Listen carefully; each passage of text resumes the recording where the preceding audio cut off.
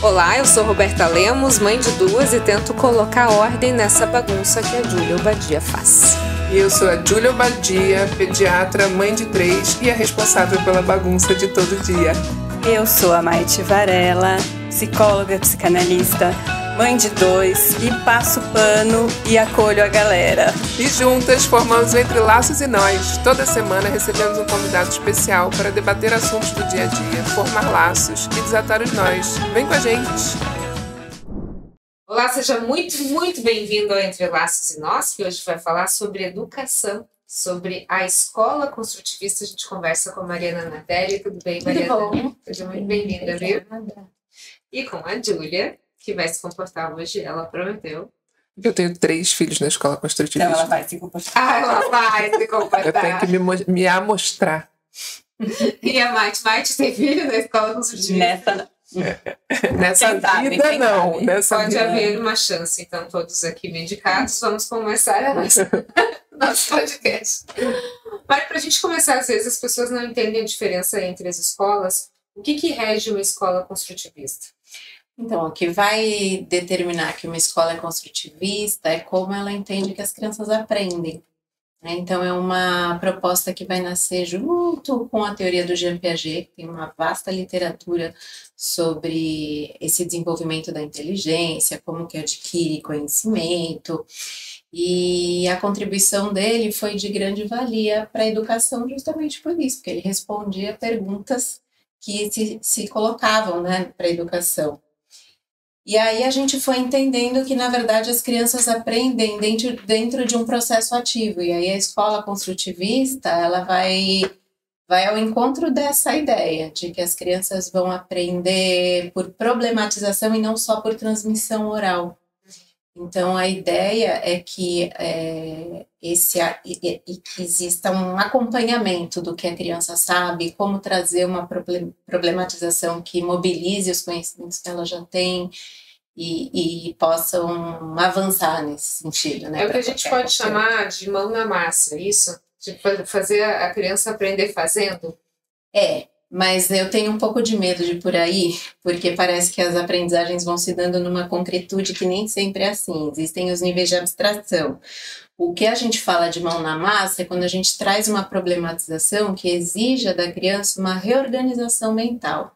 Então, é um problema que ativa o levantamento de hipóteses, as testagens de hipótese, a formulação de uma teoria que explique fenômenos, até que esse percurso se concretize numa institucionalização de um saber que é culturalmente válido. Então, é um percurso de muita atividade mental, nesse sentido. Então, também pode funcionar dentro de um âmbito mais concreto, especialmente quando as crianças são menores, mas conforme elas vão avançando, o nível de abstração vai aparecendo também. E a Júlia está com 3 na escola construtivista, é isso? Eu fiz escola construtivista, né? Eu estudei numa escola piagetiana. E é engraçado porque o que eu percebo hoje, a Mari pode me corrigir. Por que eu chamei a Mari e pedi para ela vir? Porque na pediatria, várias vezes, quando os pacientes sempre me perguntam de escola, e eu sempre falo para eles, você primeiro precisa decidir se você quer para o ensino construtivista ou para o ensino tradicional. Porque para mim é igual eu gostar muito de frio e resolver ir passar minhas férias no Nordeste brasileiro. Você não vai gostar. Então eu acho que a pessoa precisa decidir se ela é construtivista ou tradicional. A partir dessa decisão, ela vai buscar as escolas que falem aquela língua. E as pessoas não sabem qual é essa diferença. E o que eu percebi sendo mãe de uma escola construtivista? As pessoas levam muito para a escola construtivista com a ideia errada porque acha que é selva, que não tem regras, o que não é verdade.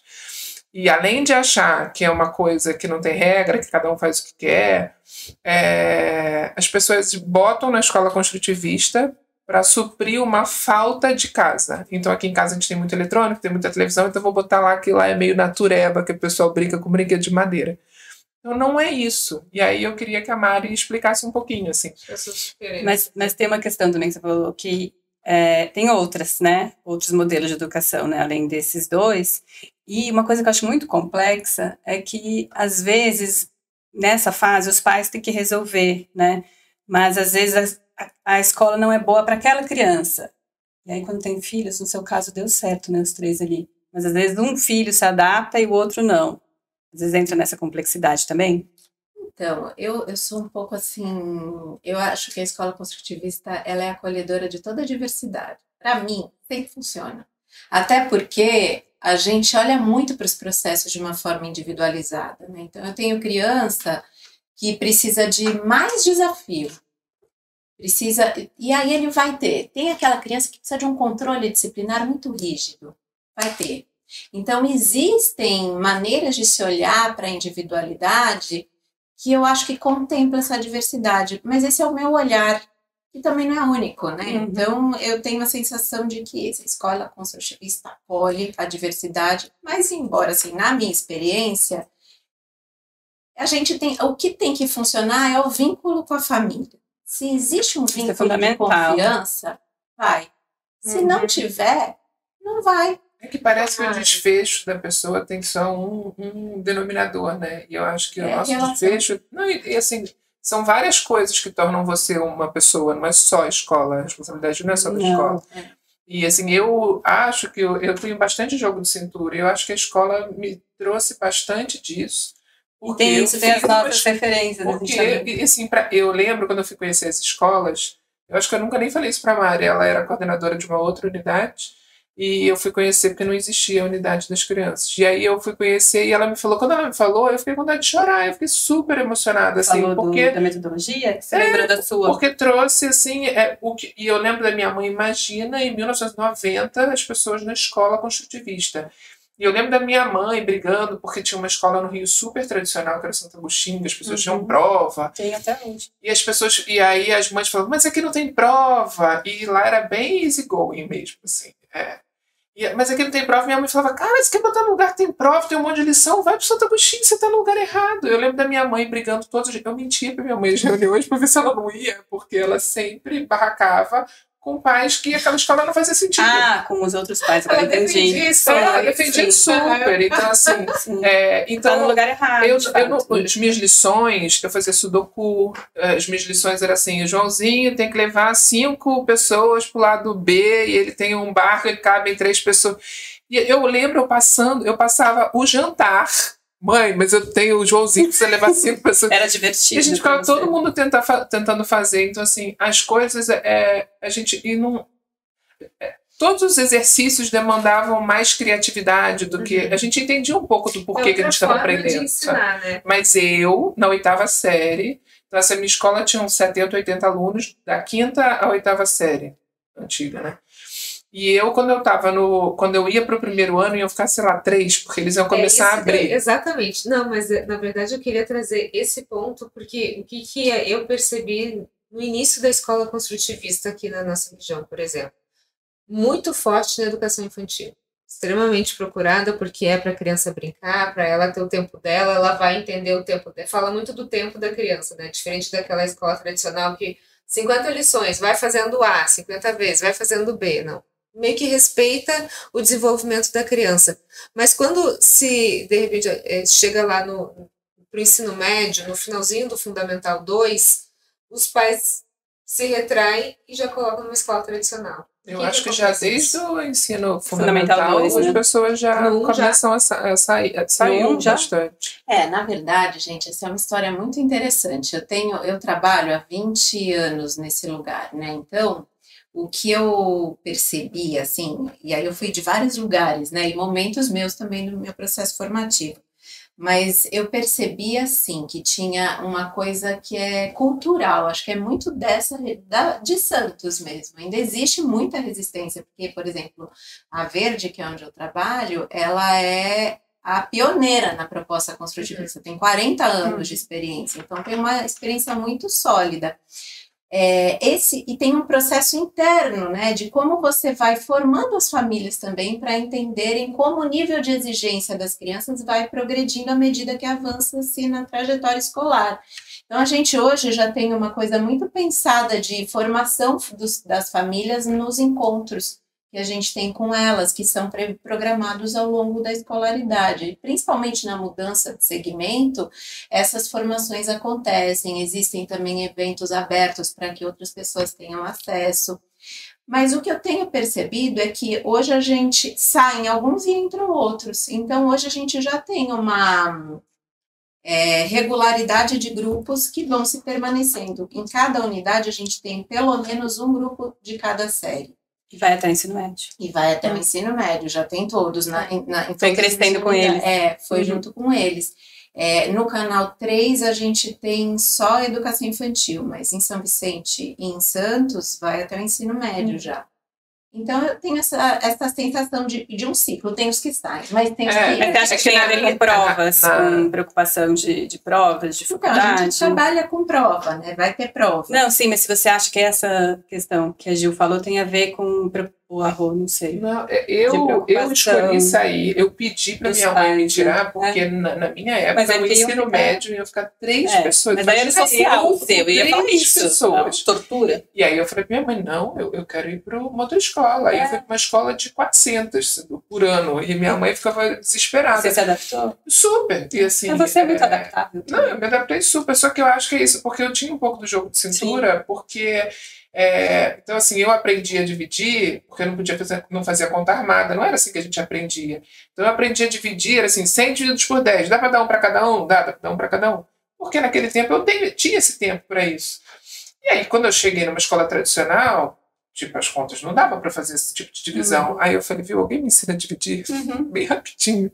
E aí a pessoa, juro, demora assim uma tarde, olha, assim que divide. Só que como eu já tinha mais ou menos entendido o processo... Então foi fácil. Eu tive que acostumar com outro ritmo, mas eu não lembro de ter tido assim nenhuma dificuldade. A gente fala de um país onde, tudo bem, está mudando muito a questão da educação, principalmente depois da pandemia, quando a gente teve inúmeros problemas de comportamento, né, e emoções, e aí eu acho que o construtivismo entra de uma forma muito bacana por causa da cobrança, mas a gente ainda é um país de conteúdo, muito conteudista, né? Você falar no Enem que você tem que estar lá com todo aquele cronograma lá de livros e fórmulas, enfim, aquela decoreba sem fim que você nunca mais vai usar na sua vida para absolutamente nada. Mas esse é o nosso sistema de ensino. Como é que o sistema construtivista ele entra nesse cenário e transforma e faz com que esse adolescente permaneça inserido dentro do sistema construtivista e consiga fazer um Enem lá na frente. Mas aqui tem conteúdo. Resultado. Eu ia falar exatamente isso. Na verdade, o conteúdo exigido é o mesmo, né? É o mesmo, que muda é a forma, né? Então, quando a gente fala do conteúdo, numa escola construtivista, ele vai aparecer por meio de problematizações da vida real. Então, hoje, por exemplo, as queimadas é uma excelente problematização para as crianças. E aí eles vão aprender com profundidade aquilo. Tem uma questão também que quando você foi apresentando sua narrativa, Júlia, eu fui pensando, quando você chega lá no ensino médio, você não é uma criança.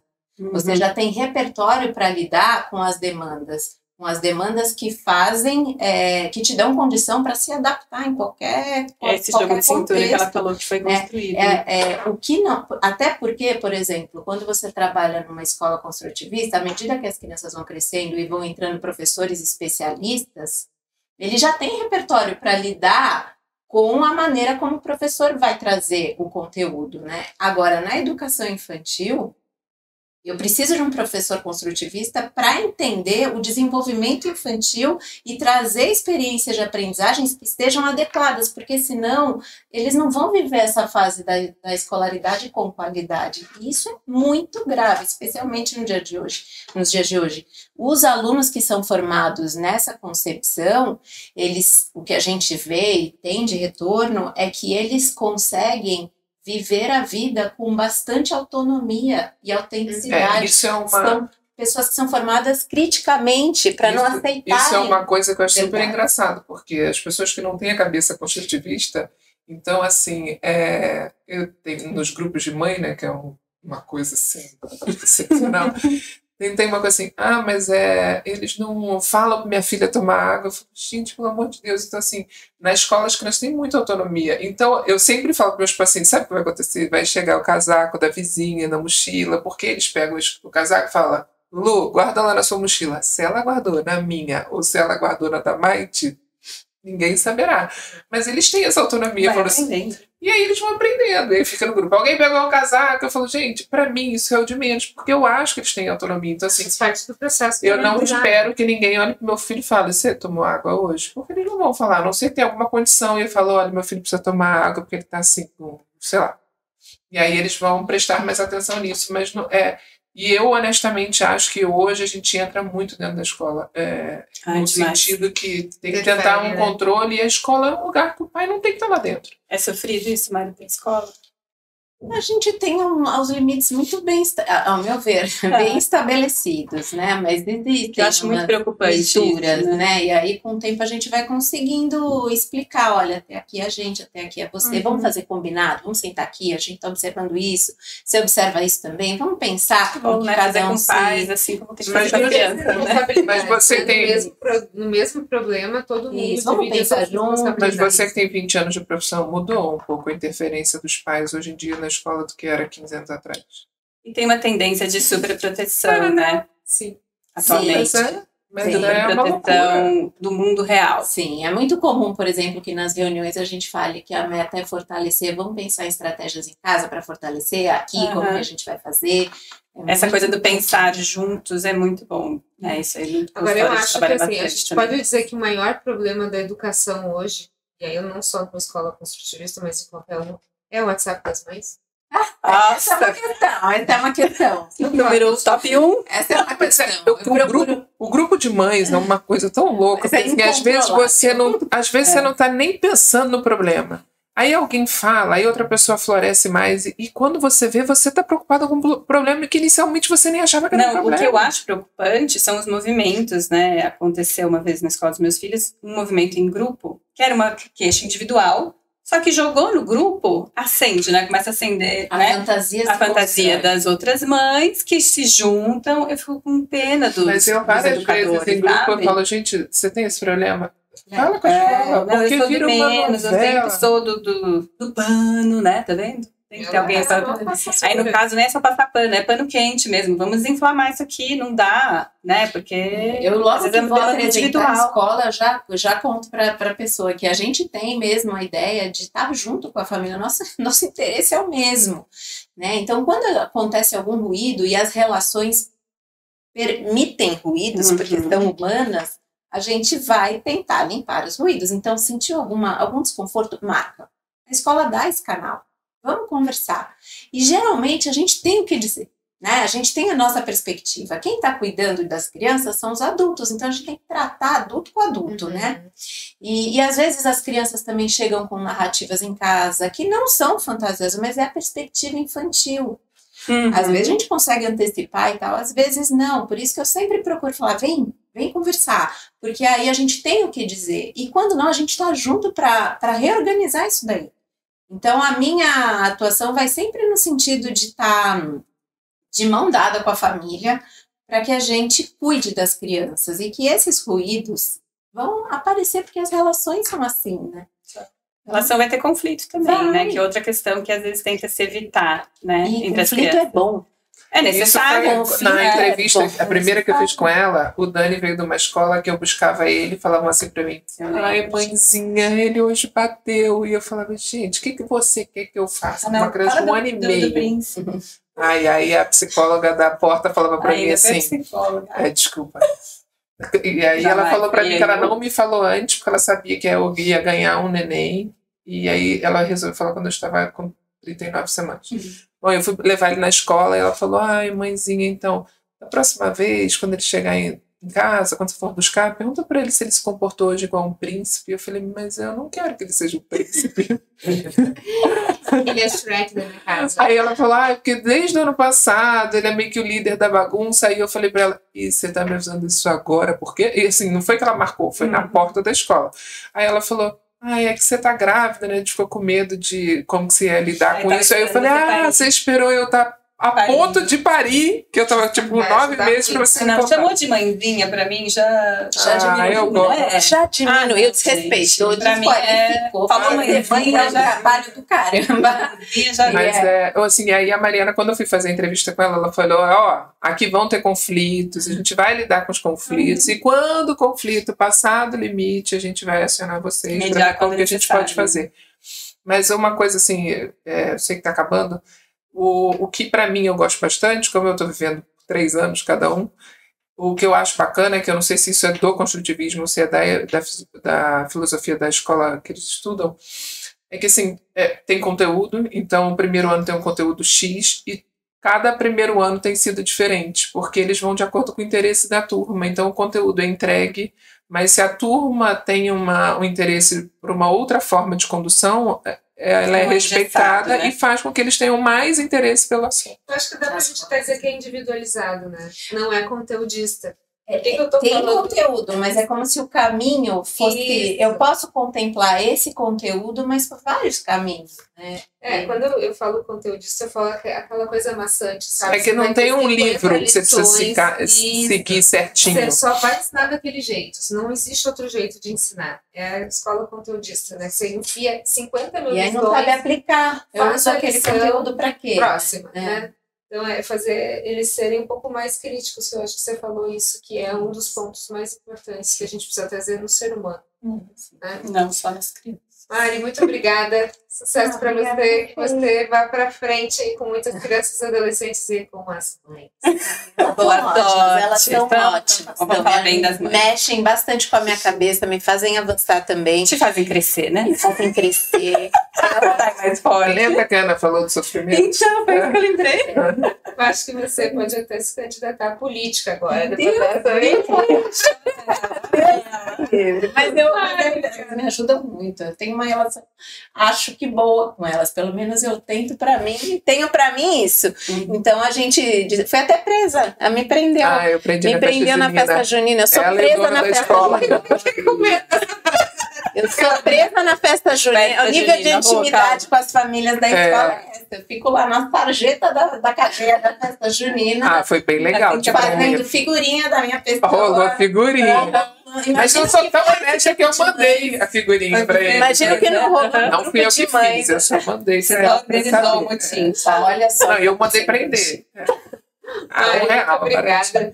Sucesso para você, viu? Obrigada a vocês. Obrigada, Dupla Dinâmica.